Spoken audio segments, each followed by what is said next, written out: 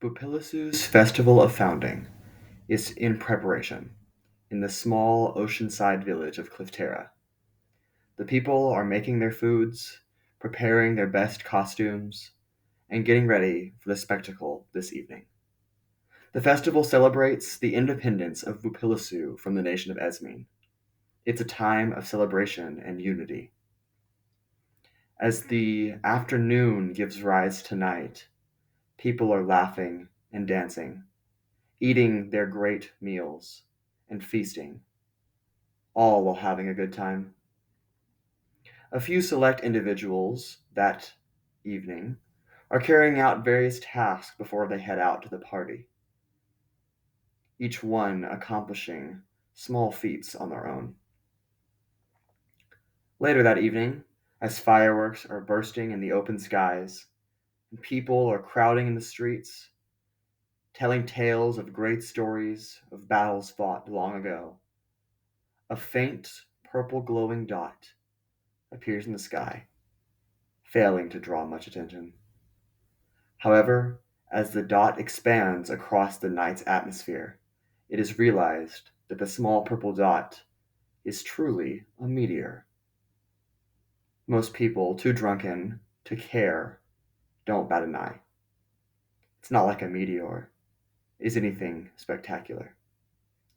But as the meteor crashes outside of the village, a group of curious folk go out to investigate. And this is where we get a first look at our soon to be adventuring party. The first is Nix, a hooded lizard carrying a mug of ale, drinking down his 30th odd beer, unfazed by the alcohol, cloaking himself from those around him. The second is Rayudrum, a cloaked figure, tall, bearing somewhat of a frightening stag mask and a skull with antlers on each side. He also conceals himself from the others. The third is Atlas, a half-elf royal clergy, dressed in decently more formal attire than the counterparts, headed out to investigate. Perhaps this is an opportunity to spread the mission of the sovereign. The fourth is Black, carrying a massive sword on his back. This half-orc does not appear to be one to trifle with.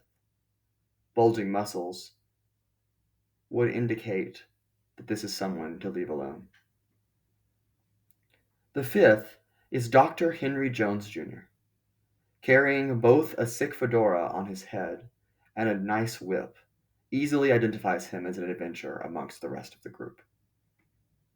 And the sixth is Gregador, a tall green orc businessman, dressed in highly formal attire, pulling a large cart of unknown trinkets and wares. The six of these individuals are joined by a small green goblin who goes by the name Craftlin, an artificer. At the site, the seven of these people investigate.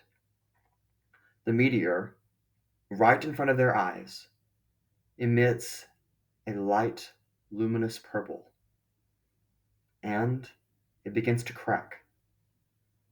The meteor, cracking like an egg, gives rise to a woman standing in front of the group. The group is unsure of how to respond, but before they can say anything, the woman whispers one word: sleep, and the entire party falls adrift. In their so-called dream, forced upon them by this lady in purple, they learn of her name, Lycree, the goddess of dreams and rest. And she is tasking this odd group of individuals with an important task: to find a lost amulet stolen thousands of years ago. And so the adventure begins. Our party prepares to head southeast out of Cliffterra towards a larger village nearby known as Prenum. Unfortunately, on their travels, they are diverted by a storm, sending them more southbound across a bridge, and the bridge is tragically destroyed during the event. After the storm passes, our party, finally standing up, getting ready to continue their adventure, is jumped by a band of thieves.